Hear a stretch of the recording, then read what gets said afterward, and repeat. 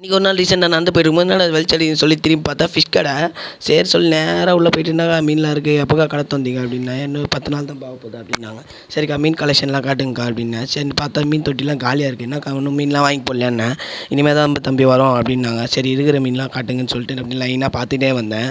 நிறைய மீன்லாம் இருந்தது. இந்த மீன் பேர் ரோசி பார்க்குன்னாங்க. சரி சொல்லிட்டுக்கா இது ஃபைட்டர்லாம் இருக்கான்னேன். சரிக்கா இருக்குண்ணா. இது என்னக்கா ஷார்க்கான்னேன். இல்லை ஷார்க்லாம் இனிமேல் தான் வரும்னாங்க. டைகரு கப்பீஸ்லாம் 50னாங்க. ஃபுட்டெல்லாம் 40 30ன்னு சொன்னாங்க. சரி சொல்லிட்டு ஃபைட்டர் பார்த்தேன்.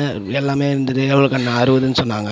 சரி சொல்லிட்டு மேலு ஃபீமேல் எல்லாம் கலர் கலர் அது ஒரு ரவுண்ட் அடிச்சுட்டு குட்டி விடுற மாதிரி மீன் இருக்குன்னு பார்த்தா குட்டி விடுற மாதிரி என்ன மீன் இருக்குன்னு பார்த்தா இவ்வளோ குட்டி மீன்.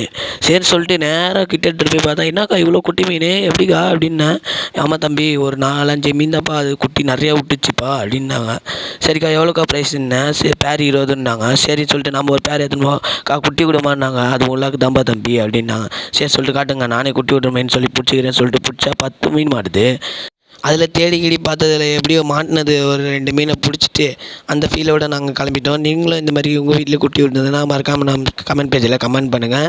இந்த வீடியோ பிடிச்சிருந்தா லைக் பண்ணுங்கள், ஷேர் பண்ணுங்கள். மறக்காமல் நம்ம சேனலை சப்ஸ்கிரைப் பண்ணிவிடுங்க. அப்படியே கீழே இருக்க பெல் ஐக்கானை ஆன்